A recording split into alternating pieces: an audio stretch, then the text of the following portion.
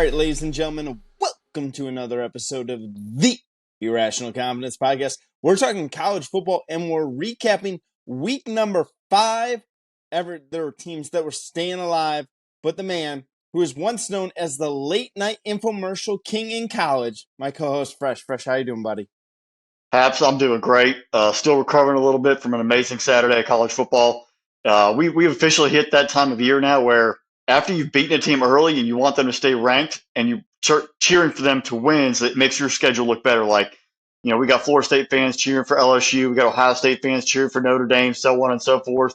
Everyone going back and forth on Twitter. This is the best time of year right now where football is completely taken over and everybody's just immersed in action 24/7, sun up to sundown. Right, absolutely. Fresh, before we get rolling, what was your favorite infomercial you ever saw that you were like, that's a product that, or just made you laugh? What was the one where you put it into like the oven baker things where you set it and forget it? Those commercials, just putting the food in the thing and just yelling "set it and forget it," or the BAM commercials about just any kind of food related late night show or commercial is pretty awesome. Right. Kids these days don't understand the late night infomercials, but you got to stay away from the 900 number things. But anyways, we'll move past that here. Fresh, let's dive right into week number 5 here. Let's start with our players of the week. There's 2 guys we talked off air. We just flip-flopped. Whichever ones you took, I was going to take the opposite. We both had the 2 same guys. So I'll let you start off with who'd you have as your player of the week for the offense side of the football? Folks, we tried to warn you during our preview. If you had paid attention, if you dialed in, we know what we're talking about. Ray Davis for Kentucky. We talked about him during that. Both of us mentioned him. We said he's going to have a big game for Kentucky if they're going to be successful. And the dude came out there and completely ran all over the Florida Gator defense. Destroyed them. There's all pandemonium right now in Gainesville and their defensive staff and who's been fired or if they've been fired or not been fired or whatever's going on. And he was 18 yards away from setting the single game all-time record for Kentucky, but they pulled him out because they were beating that trash out of the Gators so bad to save him for this upcoming game versus Georgia. He could have probably gone for another 50 or 60, maybe 70 yards. Ray Davis absolutely dominated. And the thing is, he did it, and they still put 10 guys in the box, and he still ran right through them. There was no threat of a passing game from Kentucky, and he still was able to run over people. That offensive line paved the way, and he ran people over in the back end. Absolutely destroyed them. I think it was 3-4 touchdowns, almost 300 yards rushing. Absolutely fantastic effort from Ray Davis. And if Kentucky's going to go and try to win the East, they're going to use him a lot in Athens on Saturday and maybe even go forward from there. All right. Well, my offensive player week was the other guy who had a remarkable game. It's his former Heisman Trophy winner, current Heisman Trophy winner, Caleb Williams from USC, 30 of 40 for the game, 400 yards passing, 6 touchdowns through his first interception, though, and basically was putting up video game stats. It looks like NCAA football was back in live action on Saturday, and really USC was doing what they wanted. Good job out of the Buffs for kind of coming back in that second half and realizing that USC's defense still leaves a lot to be desired. But Caleb Williams reminding us all why, he was a Heisman Trophy winner last year. So he reintroduced himself that he's a Heisman candidate, and Phil shouldn't forget about him. Yeah, absolutely. All right, defensive player of the week, Fresh, who you got? I didn't go for a single player. I went for an entire unit. The A&M defense, Texas A&M, they destroyed Arkansas, stole their heart, stole their will. They had 7 sacks, 15 tackles for loss, and a pick 6. They ruined that entire Arkansas offense, and Sam Pittman is hurting because of it today. But DJ Durkin and the Aggie defense peaking at the right time with Alabama coming to town next week. Right, absolutely. Fresh, I went a little bit different. I went a little off of the beaten path here. And I went with a kid from James Madison. I went with Jalen Green, man. This kid, check this out. Heck of a stat line for him.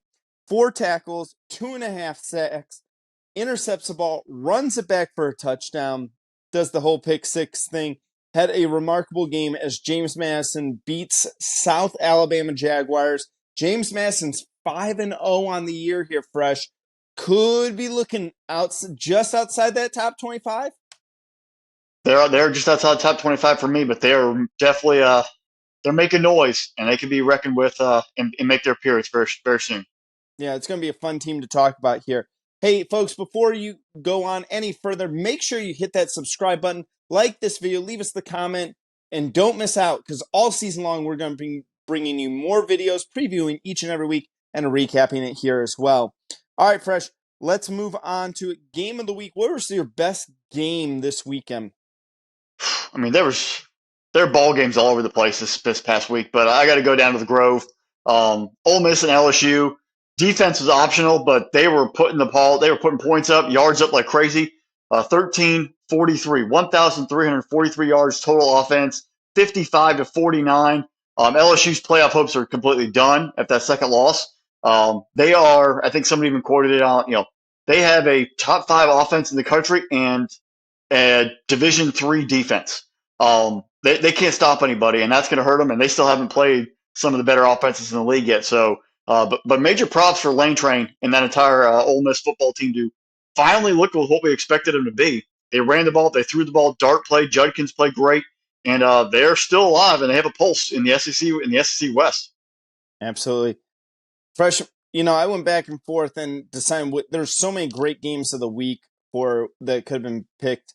And for the first 3 quarters, this was absolutely brutal. Now, we had discussed about being at this game quite intently, and neither one of us were a fan of either team, and we kind of decided, I understood Georgia Auburn was there. You need to be in front of a television.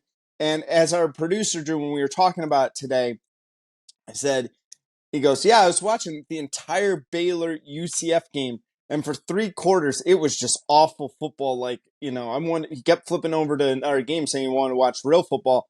But the Baylor Bears scoring 26 points to win by a point at UCF in Orlando and defeating the UCF Knights by a single point in their first ever home Big 12 game.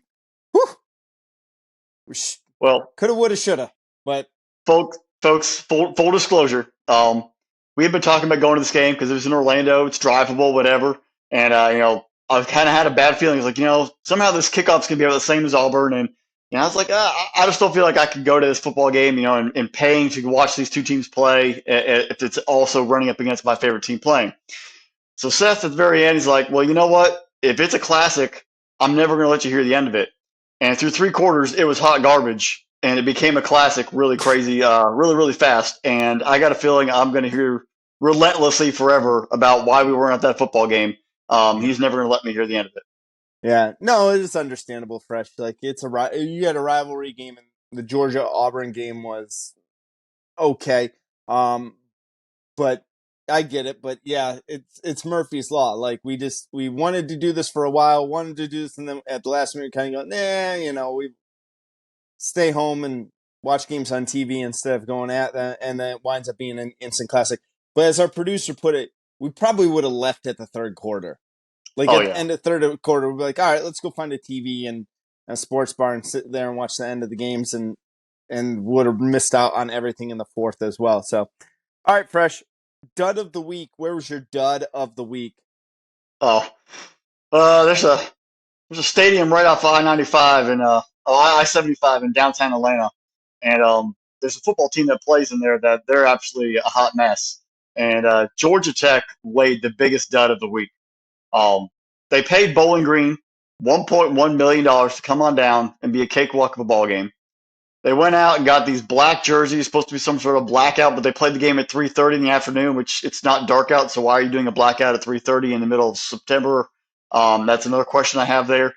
And they also kind of were like reflective and neon. It was really, really strange. They jumped out to a 14-0 lead, gave up 38 straight points to Bowling Green, and lost to Bowling Green. Bowling Green came down, got a $1.1 million check, and a victory over a Power 5 ACC school.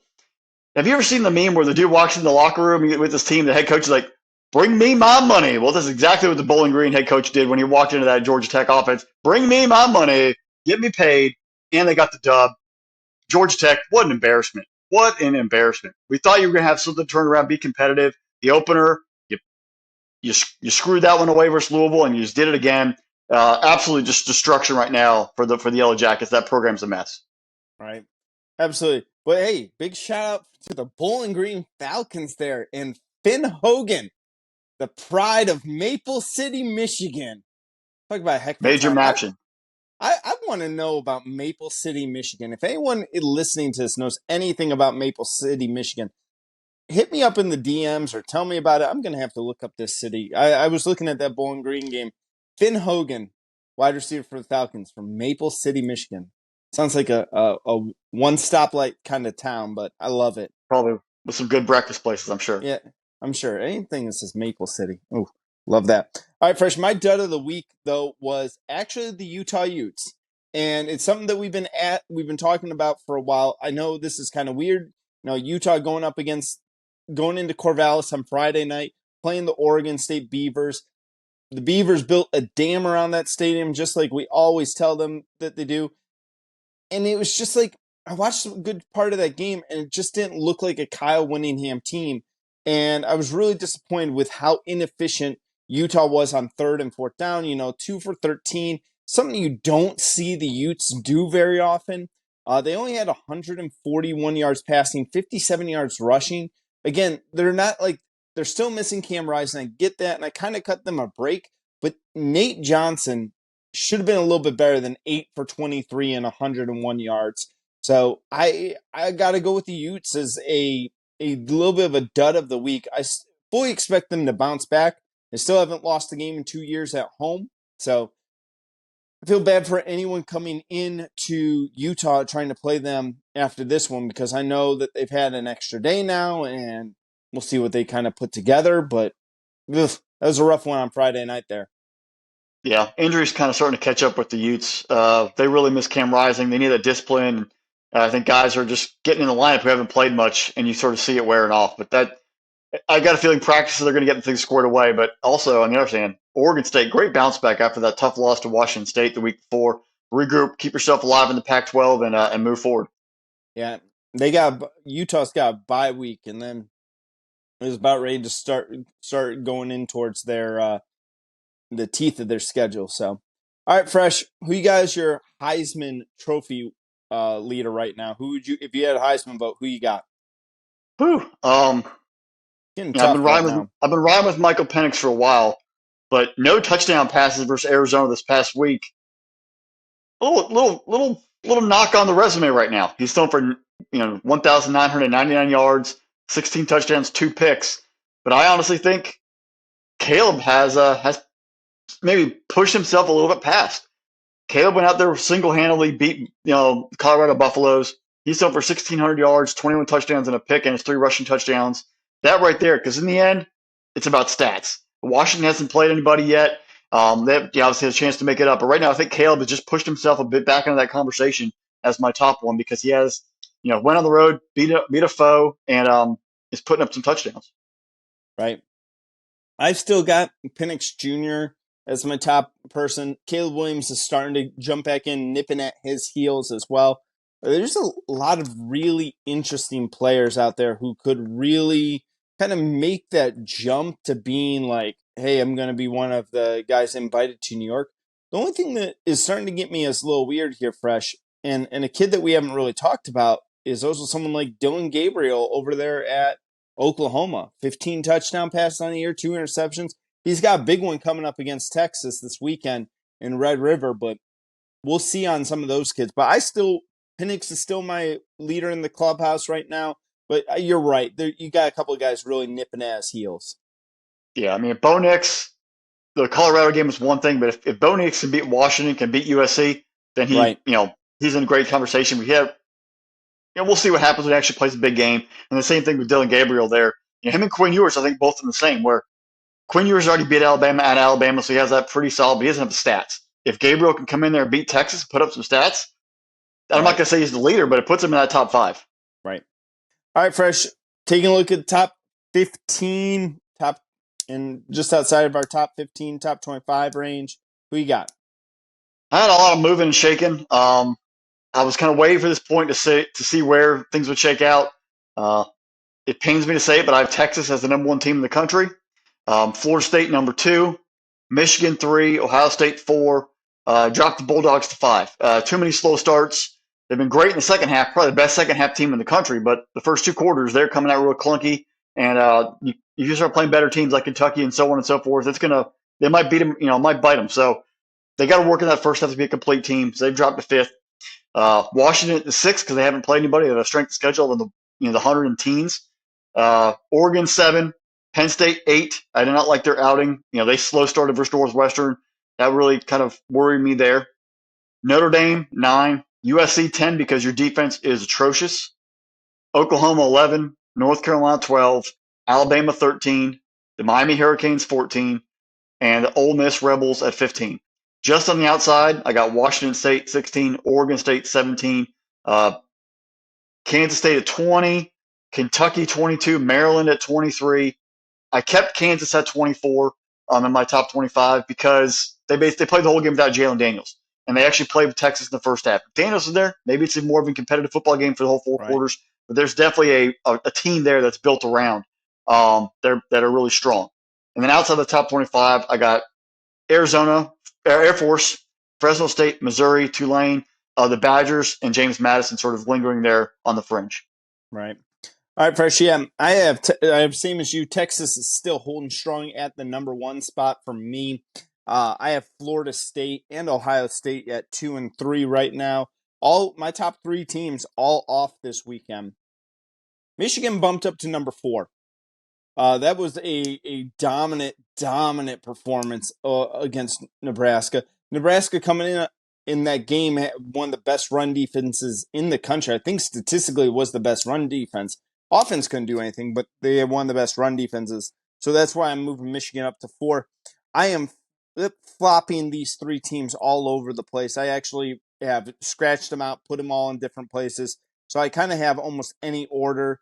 Georgia I have at 5, Washington at 6, Oregon at 7. I felt like all three of those teams are kind of interchangeable right now. I think there's a lot to like about each team and a lot that you could really criticize each team for. USC is sitting there at the 8 spot for me. Penn State, I dropped them remember, I had Penn State in my top 5 last weekend. I'm dropping them all the way down to number 9. I did not like what I saw against Northwestern. Very disappointed in that team right there. Going in round out top 10, I actually have the UNC Tar Heels in the top 10 right now. More of a product of people losing. Washington State is all the way up to number 11 for me. Oklahoma is number 12. Big time matchup for them this weekend. Oklahoma has been blowing people out. We need to talk more about the Sooners coming in. Miami Hurricanes, they're at 13. The Alabama Crimson Tide are at the 14 spot, and Notre Dame for me is at 15 right there. I still kind of attribute a lot more of the teams with no losses right now. As long as you're winning your games, I always have a win over a loss there, especially in that realm. Number 16, I got Ole Miss. 17, Oregon State. I have Missouri jumping all the way up to number 18. Utah fell to 19 for me. Tennessee's at 20. LSU barely hanging on. I almost moved LSU out. They're at 21. I left Duke in the top 25 still. I got them at 22. And I got a little funky with a monkey here with the last 3 of there. I put Fresno State at 23, Kentucky at 24, and Turtles of Maryland at 25. I bounced around who I wanted to put in that last spot right there, Fresh. But there's my top 25.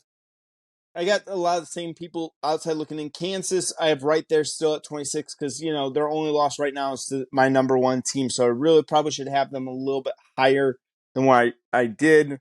But like I said, I've made corrections. I've changed in and out people. So, yeah.